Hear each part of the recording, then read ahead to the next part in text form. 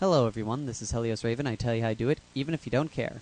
And now we're going to look into the Eldar vessels in the Battlefleet Gothic rulebook. Now, Eldar didn't get any battleships in the Battlefleet Gothic rulebook, with good reason. Eldar are more big on fast, crafty ships and not really big on giant vessels, since they're mostly pirate clans and such. They really don't have the resources and such to build such a massive vehicle. And for the most part, their cruisers, unless I have say otherwise, have the following profile, which is hit point 6, speed 10, 20, 25, turns special, hull of fields as their shields, armor 4+, and 0 turrets. Now, I forgot to mention this in the introduction stage. The reason why they don't have turrets is because they have holofields. So there's no point for them to have turrets that would just be unfair on their part. But our first ship is the Eldar Shadow class cruiser, which is one of my favorite vessels to use. It's got a range 30-centimeter torpedoes with a strength of 4 in their front arc, and a POW weapon batteries, which is also 30 centimeters, strength 12, which is pretty nice, but it's only in their front arc, which isn't really great.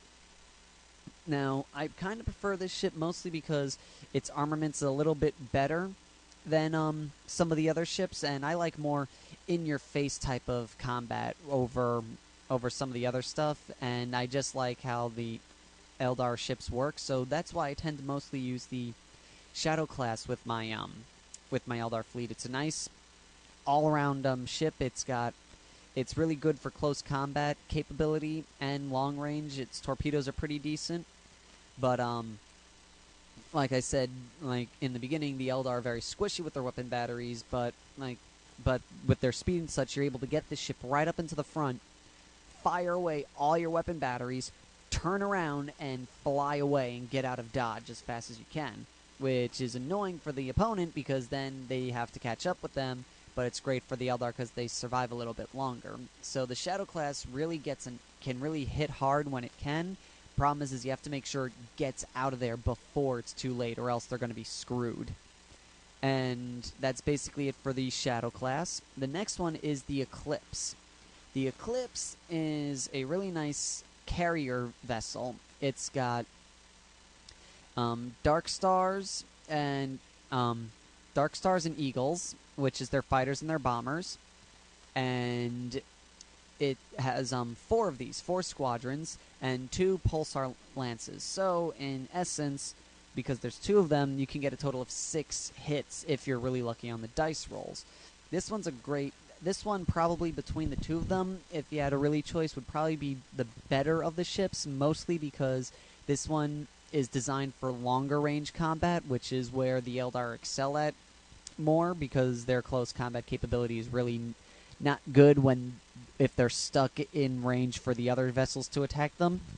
But so this one's really great with that, where you got not lots of ordnance control and lots of long distance range firing, where it can really dominate. So between the 2 of them, I personally like the Shadow class model a little bit better, and I kind of like its armaments a little bit more for my style of play, which is stay in the long range and then bring them right up the middle and then fly past the opponents so they can't get to me in time. But more practical use for the Eldar would probably be the Eclipse, because it's got the weapon bays, and that's really where you really want to excel at, because you want to stay long range and keep the ship at the furthest point you can, so they don't get a chance to shoot you with their weapon batteries and are forced to use their longer range weapons.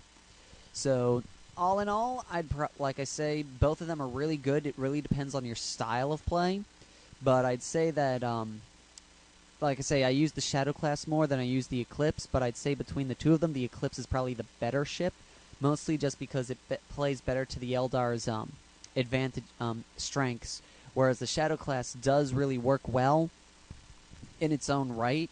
It's just that its problem is it's got to get really close, and if you can't get it far enough away from the enemy vessel, if it's still standing, then the ship's screwed, because it's going to get a lot of weapon battery attacks on it, especially if you're fighting Chaos. The Shadow class is probably not the best choice to go with.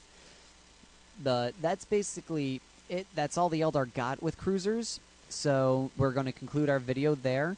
Until next time, this is Helios Raven signing off.